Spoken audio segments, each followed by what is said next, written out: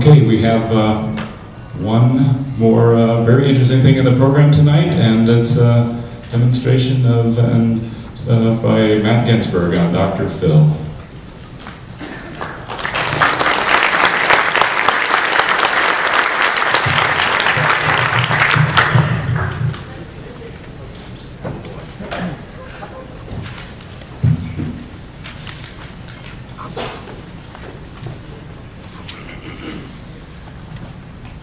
So you guys can all see both me and the screen, right? Yeah. Before I start, there are actually two things that I want to tell you all. One is that I have laryngitis. I am incredibly sorry that I have laryngitis. I actually couldn't talk at all yesterday. My wife is also sorry that I have laryngitis. She said that if ever I were going to be in a position where I were unable to talk, she would like me to be at home so she can enjoy it.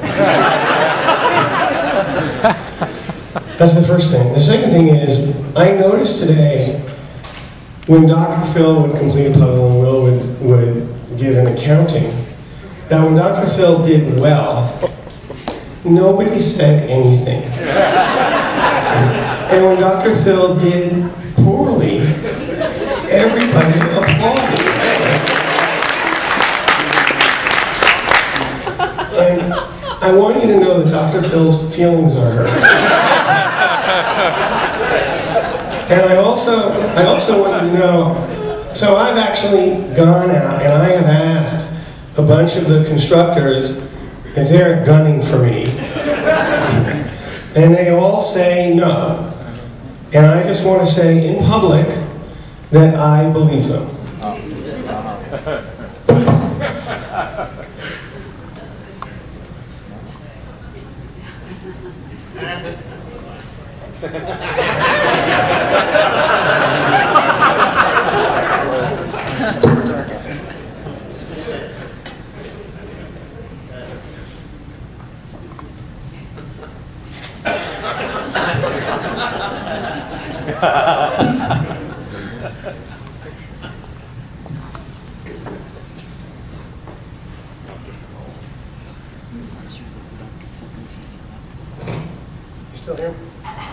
Still hear me? Yes. Perfect.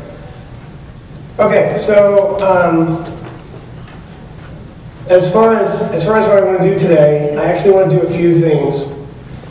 First of all, I'm going to give you the demo that I give that people seem to like. You'll see Dr. Fill solving the first 6 puzzles. Who wants to see it solve puzzle 7? You'll see Dr. Fill solving the first 6 puzzles from the tournament, and it's actually interesting because I've looked at what it did wrong, which sad to say was a lot, and the mistakes it made were very representative of some of the technology that's inside it. So I'm actually happy to be able to explain that to you. And after I do that, I actually want to spend a little bit of time talking about what it all means. And by that, I'm going to talk a little bit about the science that underlies Dr. Fill, probably a little more detail than I've spoken about before to you all, but it'll all make sense, don't worry. And then a little bit about current events and how the science actually lets us think a little bit differently about some of the stuff that's going on in the world today. But let me start with what you really want to see.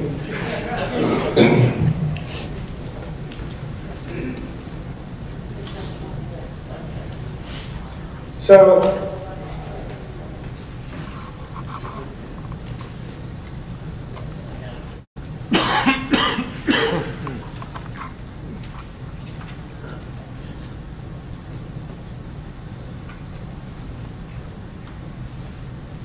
one to 6, that's what I'm supposed to do, right? So what's going to happen here, just so that you see, because the first puzzle especially is going to go by pretty fast. The grid's going to come up and it's going to look like the grid you all saw. And then Dr. Phil's going to analyze the clues. And it analyzes the clues 8 at a time. And they'll be highlighted in purple. So you'll see all these purple words flying by. It does the long words first, and then it does the shorter words last. That's because it wants to finish them all simultaneously. And after it does that, it's going to fill in the letters.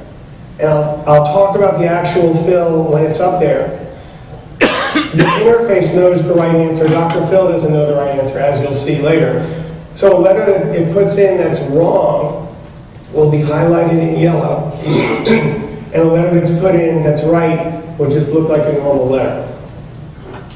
And you're going to see this all happening sort of in real time on my machine. So it says, this puzzle is easy. Okay, it's done. Now let me just hold on for a minute. So, now it knows this puzzle took 5 seconds. Okay? But it knows, oh wow, excellent. But it knows that there's no credit for stopping, so it uses the rest of the minute, give or take, to check its work. And what it does is it throws out each word and says, okay, what if I weren't allowed to put a go in the upper right? And it solves the whole puzzle over with that one restriction. They can't put a go up there. And it says, nah, it didn't come out as good. So then it tries another word. And if it gets that far, it'll try the words in pairs, as it's trying more and more. The story on the letters here is that the color of the letter reflects its certainty in the word that it's inserted. So here we have essay crossing yens. 55 across is an op-ed piece, e.g. 5 letters. It really likes essay there. It's probably seen this clue for essay. Yens, 58 down, hankerings, 4 letters. It's probably seen this clue for yens. Blue means it hasn't really seen exactly this clue, but it's seen a clue a lot like this. So a classic comic reality show, 49 across, candid camera, it has seen a reality show, candid camera, or a classic show, or a show. So words are showing up that suggest candid camera to it, so it's pretty happy to put candid camera in. Simply, saucerful for a cat. The answer is cream. It hasn't seen this exact clue, but saucers, but cream and saucers or cream and cats, that's probably all shown up before, and that makes it very happy to put cream in, which is why those are colored blue. Black means it really has no idea why this word is here, but at least it's a word. So Frank Sinatra, a My Way singer, excuse me, it doesn't know what it has to do with Frank Sinatra, but Frank Sinatra's in the database, that's good, so it sticks it in. Similarly, Frank Sinatra? Does that actually say red, it says Sinatra, red redone, like many homes on HGTV, it has no idea what's going on, but redone is a word, so that's good, so in it goes. Later on, you will surely see other colors. Purple is, this isn't even in my database, but at least it's a sequence of words. And red is, this is a completely random sequence of letters as far as I can tell, but I appear to be stuck with it. So just so you know what the color means. And when I let it go, it's gonna go very fast, because actually it's already sort of done all this.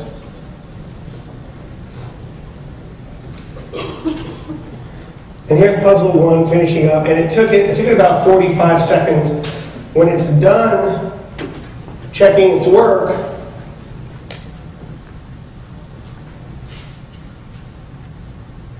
it will try and figure out what the theme of the puzzle is. And I'm going to talk a bit later about how it actually does this. So it says, no theme I understand, no apparent rebus, it knows about rebus puzzles. And then it colors the whole thing blue, that means I'm done. Raise your hand, Ginsburg, and turn the paper in. So there's puzzle 1. Puzzle 2 was harder.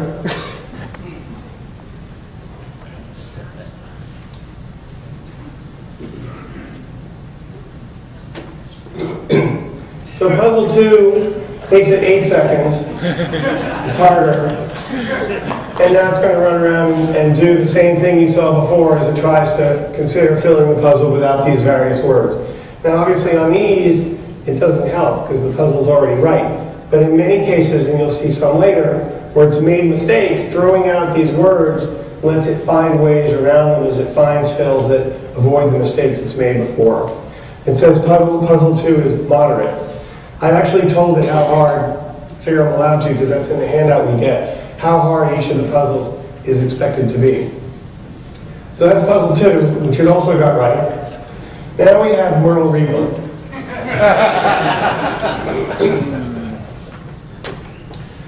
So same deal, off it goes. The red stuff means it's not working so well.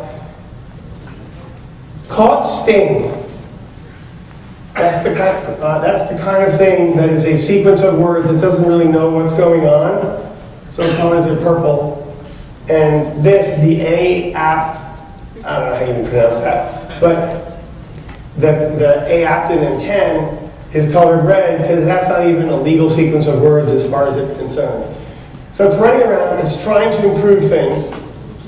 It won't, and then it's going to analyze the themes. Now, you guys have all solved this puzzle. You know that the theme here is you take out the sound eel. It used to be the case, so it found the theme, I'll get back to that, and now it's reanalyzing everything, given the theme. So Maura Jacobson made puzzle 6 for many years, and I have a special Maura Jacobson mode in Dr.Fill, because her puzzles had a lot in common with each other. There were all these phonetic themes, and it always was the case that they weren't all, they were sort of like mostly the same, but they weren't all exactly the same. And I figured when Maura stopped constructing, sadly, I took that out. But Merle did it to Dr.Fill again here. So one of the reasons Dr.Fill says the theme is to add an S sound, which is just totally wrong. It actually knows that this is a phonetic puzzle. But it's not at all happy because it thinks that Merle is Merle here? I'm sure Merle's here. I'm sorry, Merle. Dr.Fill is sorry. I don't actually care.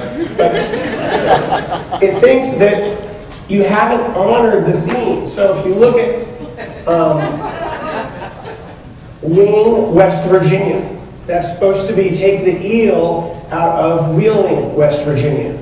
But Wheeling, West Virginia isn't actually pronounced that way. It starts with an HW. It's Wheeling, West Virginia.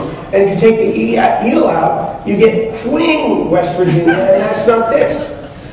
Over here, you've got the R thing, which is supposed to be like the real thing, but it's not the thing, it's the R thing. And why do you think you can turn that into the real thing by adding eel? That's not right. Down here, you have the Captain and 10. But they're not called the Captain and Tenniel. They're called the Captain and Tunniel. So Dr.Fill thinks this is totally wrong. Now it knows about these weird, if I labeled it a Maura Jacobson puzzle, it would have been fine. But it knows that sometimes you just have pun puzzles. And that's where you make a bunch of sound changes that maybe have commonalities and maybe don't. But on this particular one, it has way too much respect for Merle. So it doesn't think he would do that. So it gets it totally wrong. And it's Merle's fault, that's all I'm trying to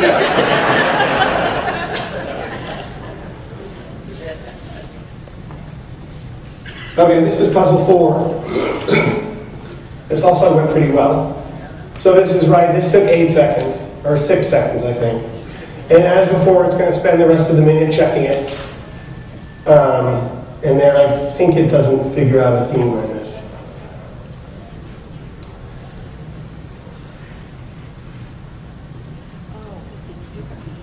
So every time there's a flash, it's completely resolving the puzzle, removing some of the words that it's told aren't allowed. Yeah, so it's done. It says no theme. I understand. No apparent readers. It's done. It's all good. So here's puzzle 5, courtesy of BEQ. And one of the things that's interesting about this puzzle is you'll actually, it doesn't do very well. It's not that interesting. But you'll actually see the search helping. So this is his first solution, and it's totally messed up in many places. And as you see it make these changes, it's getting stuff right. And I was watching it solve in the back. I actually expected it to get this puzzle.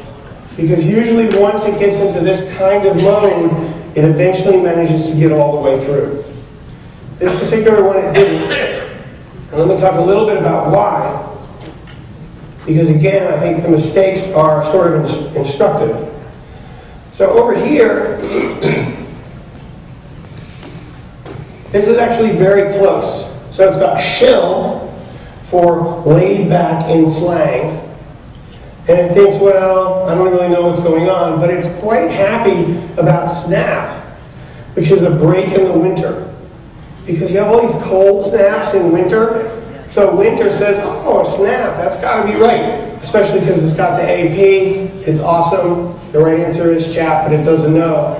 So it isn't able to fix those two letters. It actually thinks its solution here, it actually looks at chap down here, and it thinks that its solution is better than what it would have gotten if it had put chap in. Because it really doesn't know what's going on. Down here, sorry, in the South, it actually likes BEQ's solution. I've got one, but thank you. Thanks. It actually likes BEQ's solution better. But the algorithms it's using turn out not to be good enough to find it.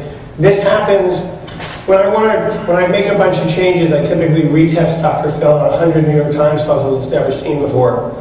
It is very rare that I see a situation where it actually likes the solution the author intended, the constructor intended better, but it can't find it. This was one of those. Part of this turns out to be my fault. I don't know which. Let me find it. So somewhere in here is Houdini. Oh, it's up here. Yeah. So I looked at this, and one of the things I did when I was creating Dr. Phil's database is I took every Wikipedia title, and every word in every Wikipedia title I made sure was in the database. Well, this is Jean-Eugène Robert Houdin, and it's hyphenated. So the Houdin part, I did not think, this is my fault as a programmer, I didn't realize that was an independent word that could stand on its own, so Houdin doesn't appear in the database. If it did, the northwest there would have flipped, because this again was very close. It really didn't like the solution I had, but it thought Houdin was even stupider. Okay, so the last puzzle that it did today was number 6.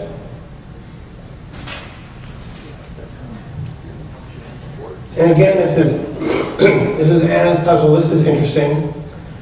So it rips through this, makes the same mistake that many of you did, putting Tessa in for Jessa. And I haven't looked at why. I can actually look at why now. It's Jansport and Jessa. Jansport was, they both were horrible. So it's scoring both of them as 19. A big number is bad. So it thought they were both awful. So it may be that Jansport's not on the database either. Okay, so now it's looking for the theme. This was so frustrating for me. And it actually figures out the theme is to add her, which is right. So armed with this knowledge, it goes back and it resolves the puzzle and makes an extra mistake. Because this word down here, offer sites, for some reason it prefers off sites to off sides. And they're both now all of a sudden legit because they're supported by the theme. And it doesn't know that it can't distinguish for what a waiter. Whoops, that's not right. Offer size. Attractive girl in modern lingo. It has no idea what that has to do with times or anything. So it figures out the theme. I thought, excellent, it's figured out the theme, and then it goes and makes an extra mistake. So that's what Dr. Phil has done so far, and Will has assured me that it's just going to completely crash and burn tomorrow before we're done.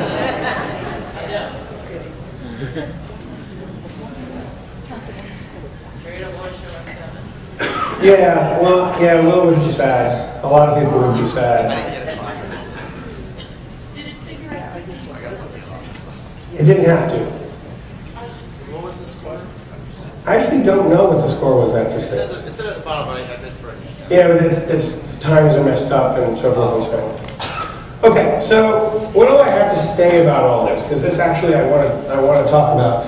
And I talked, this is a table that I sort of ended a previous talk with, and I talked about the difference in how machines solve problems and how people, that is games, how machines play games and how people can play games. And basically I argued that people use pattern recognition. So if you think about a chess master, he will look at a board and he'll just understand what the position is about. And Gary Kasparov, for example, has said that he looks at about 20 positions when he's analyzing what to do in an average chess position. Deep Blue, on the other hand, looks at zillions of positions. Zillions is technical, it means about 10 to the 10th. All the other games are the same. Poker, people use rules, they use table presence. Computers look at these huge systems of linear equations. In all the games, including crosswords, computers solve with search instead of trying to solve by pattern recognition. But there's another way to think about this, and that's what I want to talk about tonight. What computers are really doing is they're using big data. And everybody hears about big data all the time on the news these days, and that's what Dr.Fill is doing. So it's this big data approach, and people use a small data approach to solving problems like this, because we look at a relative handful of possibilities. And the question that I want to talk about is, why is it that Dr.Fill uses big data? And this is the answer. I'm going to get back to this. This is a picture from the Deepwater Horizon spill. And this, as I will show you, is why Dr.Fill uses big data. But first, let me go back to sort of where all this comes from. And you know, this shouldn't be a surprise. Solving a crossword puzzle problem really involves some sort of natural language processing. And people have tried to get computers to solve natural language problems for a very long time.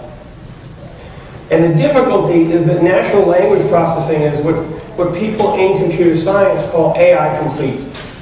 And what that really means is you have to solve all of artificial intelligence to really do it. You actually have to do whatever it is that AI is about. So let me start by talking about what artificial intelligence is about. Artificial intelligence is a name invented by John McCarthy in 1955, and that's John.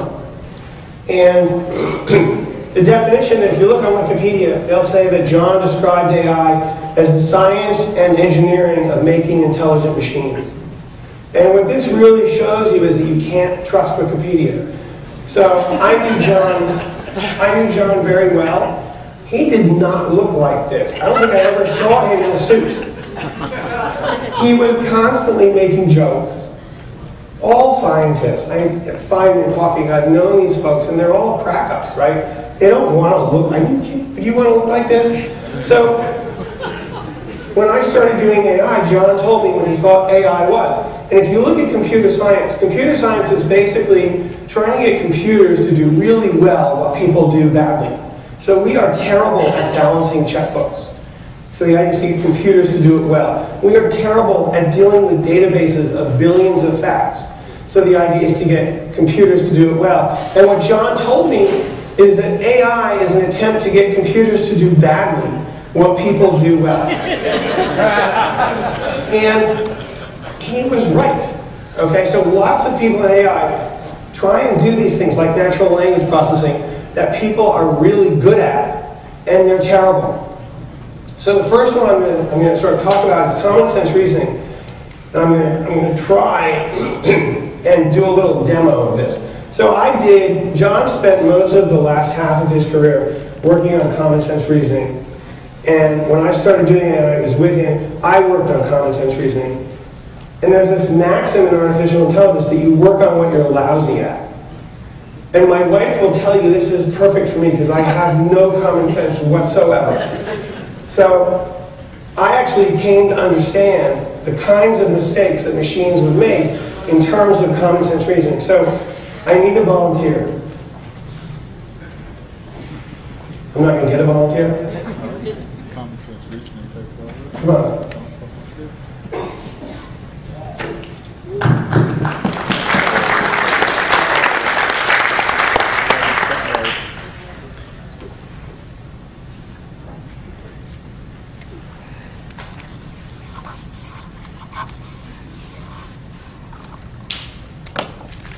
All right, so we're going to have a brief conversation.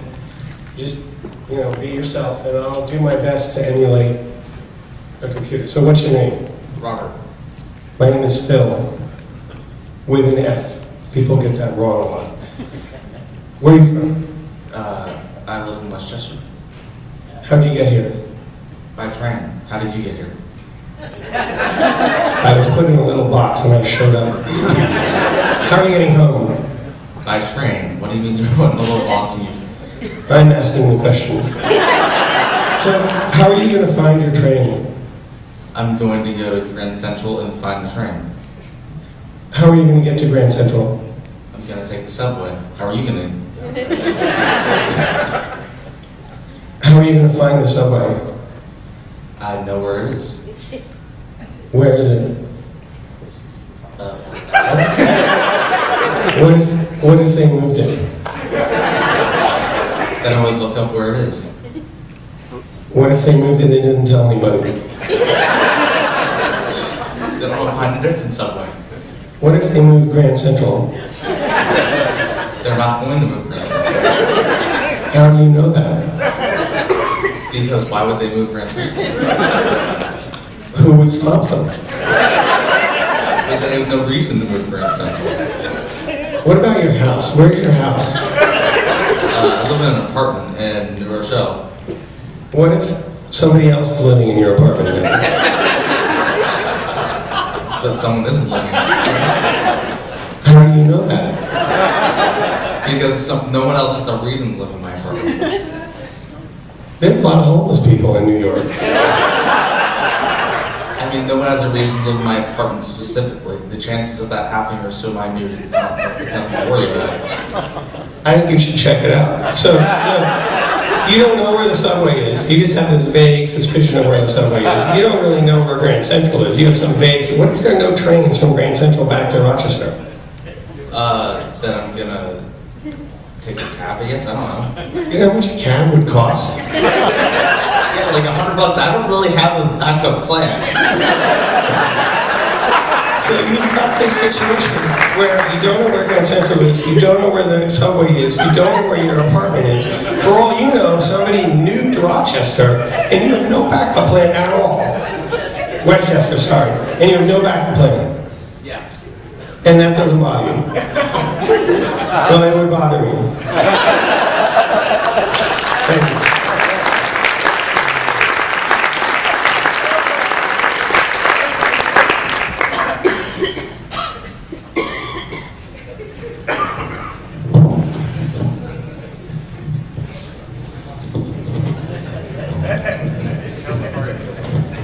So, this sounds really stupid when I stand up here and try and do it, but this is exactly the kinds of things that machines are really terrible at, and they will get just as confused. Actually, I wasn't really that confused, but they really will get confused about, where is Westchester, where is a taxi, what if somebody, what if you couldn't find a taxi, what if they were all taken? That actually happens in New York, and what if it just kept happening for like days and you were stranded on the sidewalk? So they worry about all these things. Similarly, natural language processing is incredibly hard. And you have to somehow reason by common sense to understand what sentences mean. So I'm going to give you some examples. There was a very early attempt at natural language processing. And what they did, they wanted to see how they would do it. So they took a sentence in English, they translated it into Russian, and then they translated it back into English. And the question was, what would come out? And what came out was, the vodka is good, but the meat is rotten. And this is all fine until you realize that the sentence they started with was this.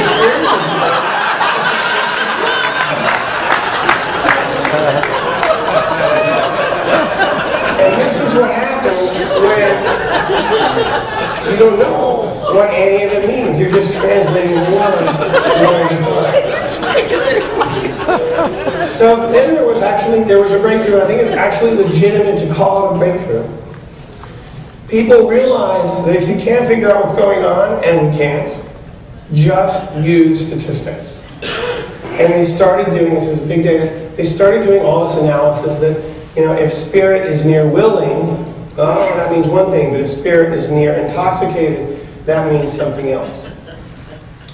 So it's big data, applied to natural language understanding. It is the reason that you can talk to your smartphones at all. They often don't know what you mean, but the reason they have even a remote clue is because of this kind of approach. So let me give you some examples from crosswords. And these aren't nearly as clever as Will's, and when you figure it out, just yell it out and I can keep going. One who is rubbed out, 5 letters. Genie. Okay. Halter for a horse. Whoa. Leaves on the table. Salad. Okay. In all of these examples, big data works great. So you have a horse. Well, people, they're all to whoa and horse. That happens a lot. And halter doesn't even think about the other meaning. It just strips off the ER and says halt. Well, that means whoa and stop and so forth. Genies, that exact phrasing you may not have seen. I don't think it ever has been used. But lots of clues for genies involve rubbing out and all that kind of stuff. Leaves and salad and table. All of this happens. This is how Dr. Phil does stuff. And it works. It's good enough most of the time. So the clues are ambiguous. They're designed to be ambiguous. That's what makes solving crosswords fun. It's what makes constructing crosswords fun. But big data doesn't care. It just sort of rides right over the ambiguity in the clues and manages to complete the puzzle anyway. So there are a bunch of examples of ambiguity showing up in natural language processing, and we all deal with it, and it's not an issue. One of the most famous is due to Groucho Marx. I got that backwards. Time flies like an arrow, fruit flies like a banana. Sorry about that. So you've got this example on the face of it. These two sentences look exactly the same. They should parse the same, but they actually parse completely differently. Leaves at the table.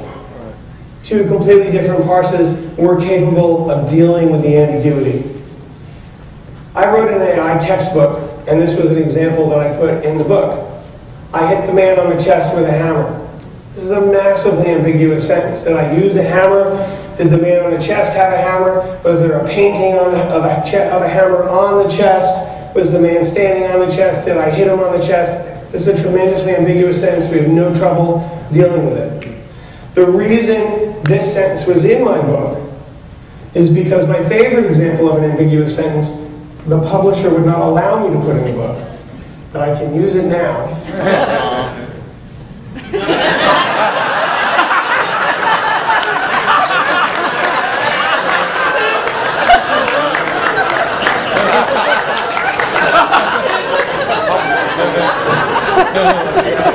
So we deal with ambiguity all the time. We deal with it well. There's one more example I want to give you. This is a true story. It's the MOA example. And to tell you about this, I actually have to give you a little bit of personal information about myself. Please don't make me regret this. So I went to Oxford. I was on the faculty there for a few years. And when I was there, I was engaged to a British girl. And I came home a year before she finished.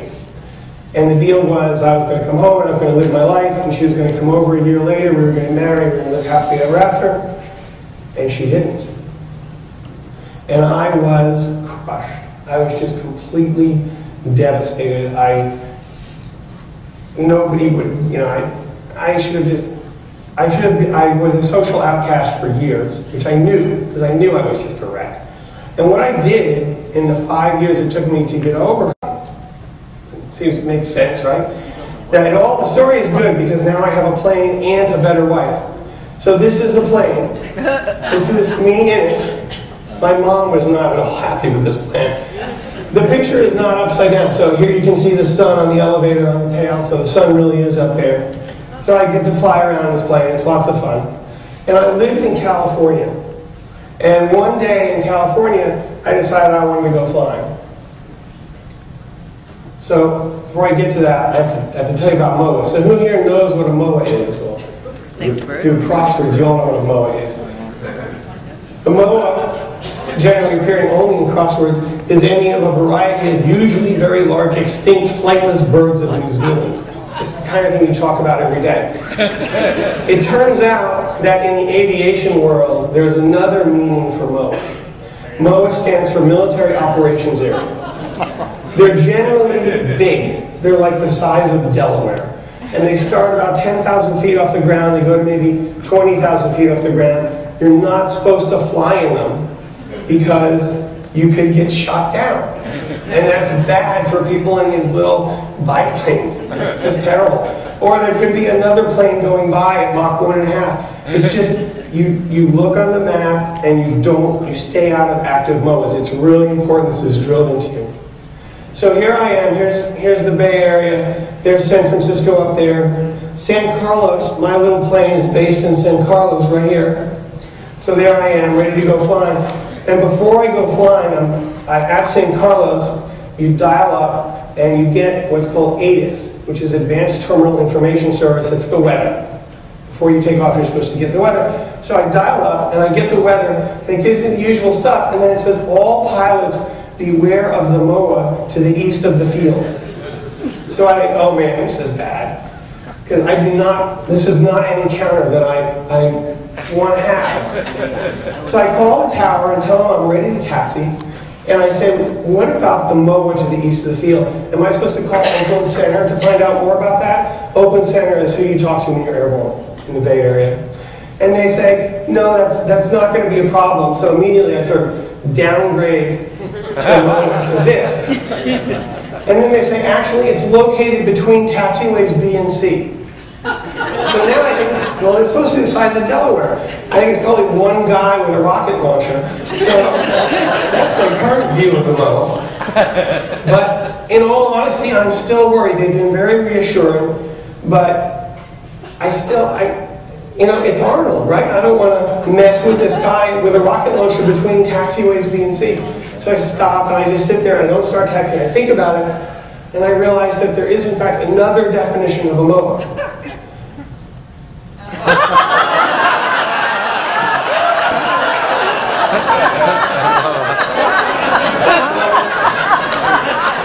So I call the tower back, and I say, oh, it's a mower. And the tower's reaction, they're not able to respond. Their reaction is identical to yours. Right? So I just listen, there's just cackling coming over there. Okay, so why does Dr. Fill use big data? Well, the answer is that for a computer, it is very hard to recognize speech. And that happens over and over and over again. So, you're going to use big data to solve this speech recognition problem. It's got some strengths, it's got some weaknesses. You actually saw both in the Dr. Fill demo. The biggest pro is you do not have to understand what you're doing. You can just close your eyes and stumble through, and it will work well enough most of the time. The con is you somehow have to separate the signal from the noise. And it turns out that can be incredibly hard. So let me give you a little clip from Jeopardy. This is Watson on Jeopardy.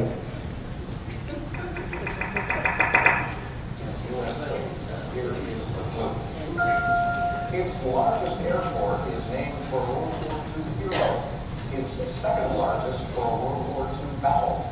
30 seconds later for what? And the response was, what is Toronto? So the category, I'm sorry it got clipped, the category was U.S. cities. And they actually asked the Watson team about this. And here's what, this isn't a video, this is an audio, and here's what they had to say. First of all, category titles aren't worth much, and Watson tends not to pay attention to them because they're really just confusing anyway. That's how I feel about the notepad stuff on crosswords and Dr. Fill. So crossword titles I don't pay a lot of attention to. Secondly, there are lots of cities named Toronto. This is the explanation they gave. There are lots of cities named Toronto in the United States. And lastly, the Canadians...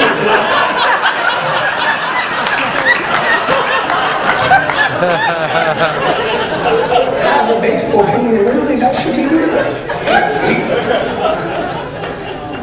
So, separating the signal from the noise using big data is incredibly hard. It's incredibly hard.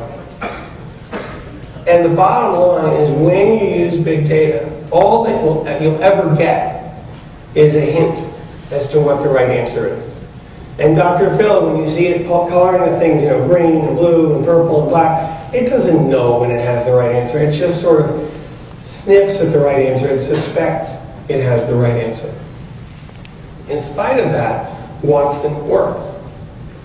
Dr.Fill works. It's not going to win, but it's fairly good, and it's getting better. So what I want to end with, I want to talk about what this actually means. So in the crossword world, when you're solving a puzzle, and you have to figure out what the theme is, what you do is you fill in all the crossing words, and then you notice that this weird phrase has shown up in the crossword. And you look at it and you say, well, that's not in the language. Where did that come from? You say, oh, I took a normal phrase and I added an ER. And then you go and you use that to inform the rest of your solution. That's not how Dr.Fill does it at all. And the reason is because in order for that to work, you have to be really sure about all these crossing words that you put in.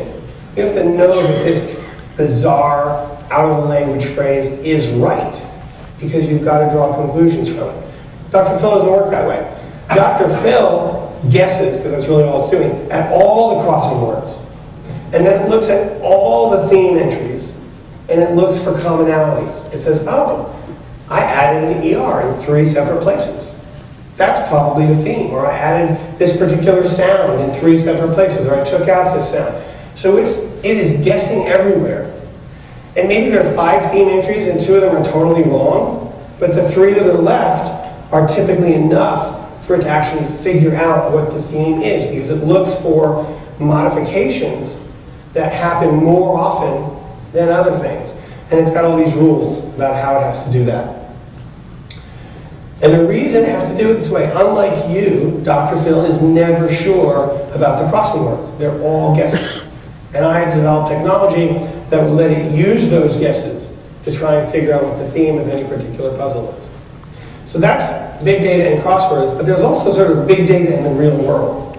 And the consequences here are probably more profound, because the answer is still the same. Conclusions drawn from big data are never ironclad. They're always guesses as you try and separate the signal from the noise. So Google, when it gives you an answer to a search query, it's conditioning that on every query you've ever asked it. And it's trying every link you've ever clicked on from the answer. And it's trying to figure out from that, what are you interested in? What did you probably mean by that query? And that's how Google is doing it.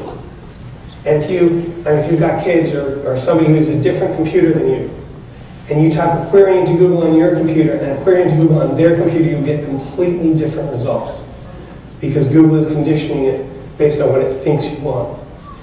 If you go to the grocery and you check out and you get the receipt and it's got all the coupons on the back, that's all conditioned. It's certainly conditioned on what you just bought. And if you belong to one of these frequent buyer programs where then it's, believe me, they're accumulating every bit of knowledge they can about everything you have ever bought. And they're trying to give you coupons that are either not for products you've bought so much, but for competitors to products you've bought. So it's all, but it's still all guesses. I've never used one of those coupons because usually it's stupid. So they're guessing, but every time you do, they win. And scariest, when the NSA, these great gatherers of big data, say that they're going to use it to only look at the terrorists. No, that's not how it works. They are using the data to inform their guesses about who's a terrorist. And I hope they catch them all. But they don't know. They simply are trying to make slightly better guesses with all this information they're collecting. So in a world driven by big data, and our world is increasingly becoming like this, everybody acts moderately indiscriminately, because all of the big data agencies are doing the best they can with the data they have. but none of it is ironclad. All of it is trying to separate the signal from the noise, trying to make decisions a little bit better than they would have otherwise, and that's the best you can do. What tends to happen is the bad behavior gets worse, the privacy infringements are scarier, and they also happen more often because people are guessing and they're acting on the guesses with which they have become relatively comfortable instead of the old-fashioned way, which was you really figured it out. You figured out the theme. Dr. Fill can't do that, so it guesses and sort of plunges forward. I'm not saying this is bad, I'm not saying the NSA is evil, I'm just saying it's incredibly important for everybody in modern society to realize that this is what decisions driven by big data look like because they impact all of our lives. All right, enough. So, if you have questions, I'll happily answer them until Will tells me to shut up. Yeah? This is a question about big data, Google, and Dr.Fill. I guess it was puzzle 6, the chess and jams board. Now, I'm guessing that Dr. Fill got the ANFPORT, was reasonably confident about those things. So why don't you have something built in so you can search Google an 8-letter word for whatever, the sports manufacturer, you know, whatever the answer is. So are you allowed to access Google during the tournament? So the question was, why doesn't Dr. Fill look on Google? And it's playing by the same rules you are. It truly is. And, pardon? So one of the conditions that Will and I have agreed on is that I do not use the internet during this all. I think that's totally right. Yeah. Yeah. I want to know, if I took all the clues away, how would Dr. Fill do? It would be hopeless. So I hear this, and a particular crossword frame grid will have so many fills. It has a huge number of legitimate fills. So without the clues, it truly gets nowhere. There are just too many ways to fill in the grid. Yeah? You mentioned Dr. Fill improving in the last couple of years, whatever mistakes it made, like for example today. Is it built in, like can it learn, is it going to learn by itself to fix those certain errors, or is it something that you can? Yeah, Dr. Fill doesn't learn, I learn. And because it's big data, I am learning in a big data kind of way. So there are about 30 parameters, 30 little knobs I can dial. So, for example, one of the crossword rules is the part of speech of the answer has to match the part of speech of the query. And the question I had is, well, how much confidence do I have in that? And I can dial that up and have more confidence, or dial it down and have less confidence. And what I do is I twiddle all these 30 knobs, and then I solve 100 New York Times crossword puzzles, and I see if it's gotten better or worse, and I try and tune them to optimize performance against that particular metric. Relative to last year, Dr. Fill is not doing as well, I don't think, in the tournament this year as it did last year. But on a relatively large number of New York Times puzzles, its average score using the ACPT scoring has gone up by about 3%, which is a big number. So I appear to be making progress. It's just the bullseye thing is working unusually well. Whatever. I appear to be making progress, but it may well not be reflected in a particular set of 7 puzzles. Yeah. Is there like a specific type of theme puzzle that Dr. Fill is really bad at? Like something that you haven't been able to? Do I have to, I mean, how big does this bullseye have to be? So, do you want me to put the cute kid back up, or are we good? Is that your kid? No, it's not my kid. All right, I'll put her back up, though. I don't know whose kid it is. So, yes, it can do rebus puzzles. What Dr. Fill tends not to understand, and the only reason I'm telling you this, I think I know how to fix it, is when things are clustered. So there's a rebus do, and another's re, and mi, fa, sol, la, ti, do. Dr. Fill doesn't understand those at all, because it figures the rebus has to be one thing. Now, it does know that those are all instances of notes. There was a puzzle in the Times, I think this week, about something in boxes. Soap boxes. And you have all these soaps that were different rebuses. So Dr. Fill finds those very hard. It finds things like, so I have puzzles that I make every now and then called takeaway crosswords, where the clues are missing a letter, Like there would be G missing from the clues, and that means you take G out of the answer, so eggnogs becomes enos. Dr. Phil has no idea what's going on there. There was a puzzle this year where, I don't remember the exact field, but bending around would be around and then B, for B ending around.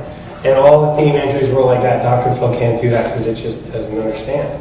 So the stuff that is very unique, that really requires sort of world knowledge, it really can't get. Because you really can't get it with the big data approach. You really have to know what's up. Yeah? Yeah, boring software engineering question. Are you able to make use of any open source domain-specific software like Rules Engine or something like that, or is it not worth it? So I do use open source software when it helps. For example, there's an open source project at Carnegie Mellon that does pronunciation, and that's inside Dr. Phil. And it produces one pronunciation for each word, and it's very picky, which is why wheeling is wheeling and not wheeling. But it's the best thing I could find for that. Yeah? You said he starts out with the longer words as he scans the grid. Since in a crossword, most of those are going to be the most difficult or funny or tricky answers, wouldn't it make more sense to start out with the shorter words and build the ones that he has a little more confidence in? So the reason, so what it's doing when it scans the word is it's actually building an entire table of how likely every word in the language is to fill that slot. So independent of crosswords, independent of everything. When it starts looking at these out-of-the-language phrases, there is special code that updates that table. But just building that table, it's looking at each word completely in isolation. And because I want them all, so I've got 8, I can run 8 processors simultaneously on my notebook. So I want all 8 to finish at the same time, so I've used them all. I don't want 7 to be waiting for the last one to finish. And the short words finish fastest, which is why they're done last. Pardon? Yeah, so it's just a scheduling thing. You're going to do them all anyway. So it's just I'm going to do them all anyway, exactly. You like weight the shorter ones a little bit more? It turns out that there's some value to weighting 3-letter words slightly, especially, but I tried that and I by and large couldn't get it to work. I actually have a list of stuff that I tried that I couldn't get to work. And I don't even know why I do it, because there's stuff on there that actually says you tried this twice. And this year, one of the things, I just couldn't believe it that it didn't work, even though I had tried it twice. So I tried it again, and it actually worked. So obviously I'm implementing it a little bit differently, thinking about it a little bit differently. There's something that had, so I still have this list, but I don't know that I'm ever going to trust it again. But that's how it goes. Yeah? How are the clues provided to Dr. Phil? Dr. Phil gets across light files. So No risk of misreading a clue. no, there's no risk of misreading a clue. Unless the person typing it up typed it in wrong. It doesn't have to be OCR. It does not have to do OCR. Yeah. How many different kinds of themes have you hard-coded into Dr. Phil? How many themes have I hard-coded into Dr. Phil? The answer is a depressingly large number. And this is why I always want graduate students. So it's got all the add a letter, remove a letter, anagrams. It's got a bunch of sound themes. It does understand puns. It's got a wide range. It's got rebuses. It's got a wide range of what I call geometry themes, where a word starts this way and then starts going that way, or 2 words cross and they do that. So it understands all of that stuff, and all of that is in there. I have to be a little bit careful, because if you put too much in, then it always finds something crazy. And it says, oh, this is that kind of puzzle.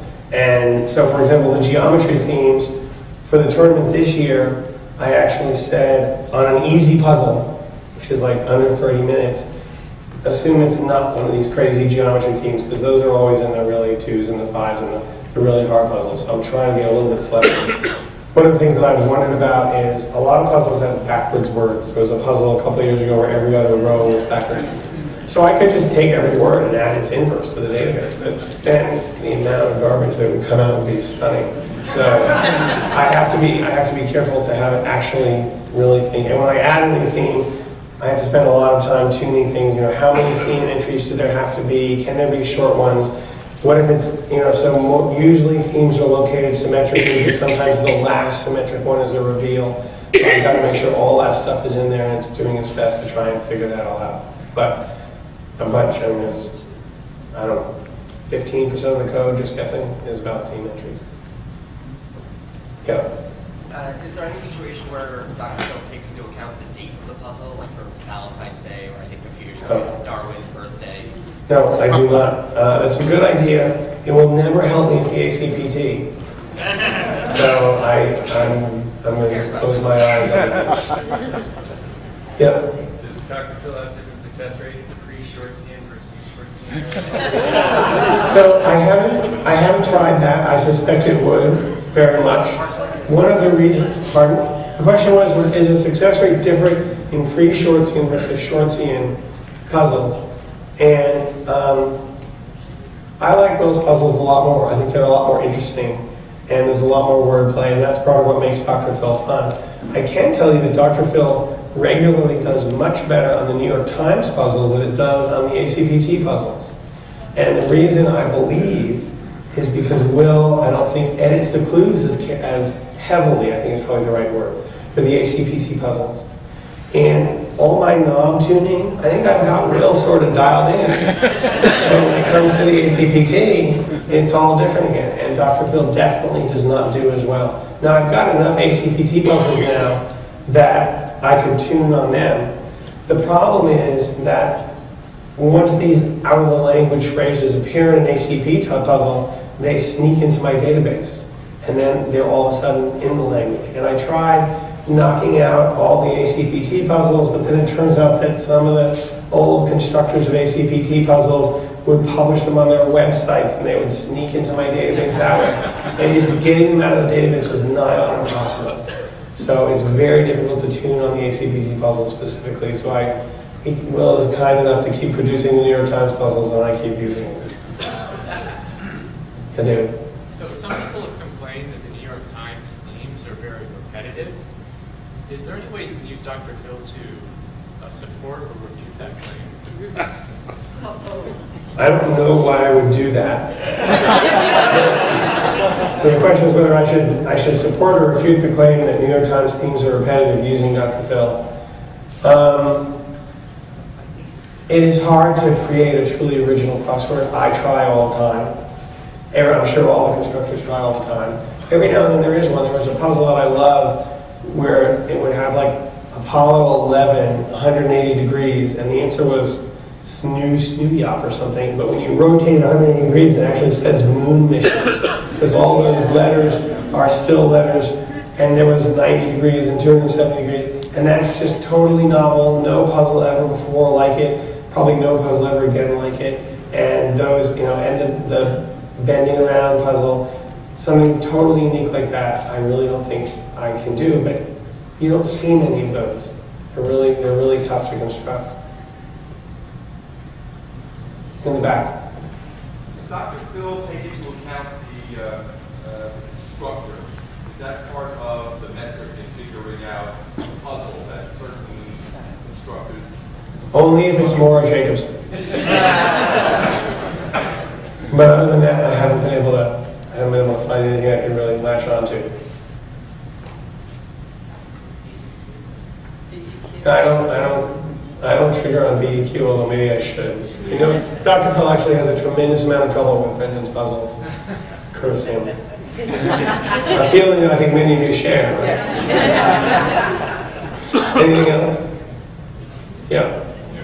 I noticed that on one of the puzzles I got stuck on thinking that offrit was more, or offrit was more likely than about for the helpful website. I'm wondering if you've looked at that at all and why it got stuck that way. Was that today? Yeah, that was it. So the answer to that is definitely no. I haven't looked at anything today. So I have various tools that help me understand why words get particular scores. These days, when I unwind them, it's really somewhere deep in the knob tuning, and it's difficult to do a whole lot better without making other things worse, because it's a big data thing. All you're doing is finding the signal. Yep. We never get to hear how Dr. Fill does on the championship puzzles. point. Dr. Phil will typically, I often run them, Dr. Phil will run through the C puzzle in a handful of seconds and make no mistakes. On the B puzzle, it'll get somewhere between 0 and 3 letters wrong. And on the A puzzle, it will often get shelled and it will often do much better than that, with much poor variance. So thank you all for bearing with us.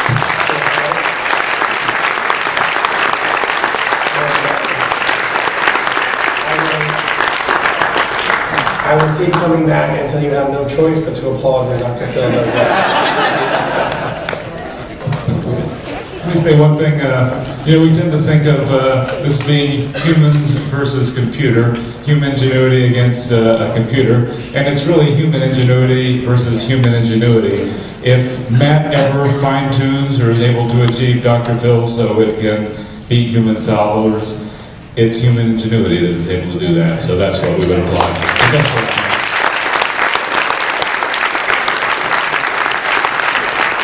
Okay, don't forget 9 o'clock tomorrow morning and daylight saving time starts, so you're losing an hour tonight. Also, don't remember your labels. Bring your labels tomorrow. So, I'll support you. Go back to where we were. It was over there, right?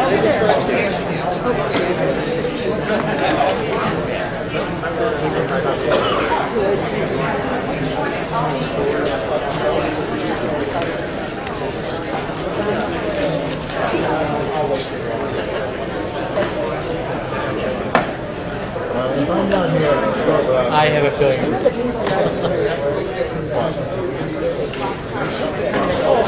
Yeah, why not? Well, it's a subject, so I get a real kick out of it. I'll send it.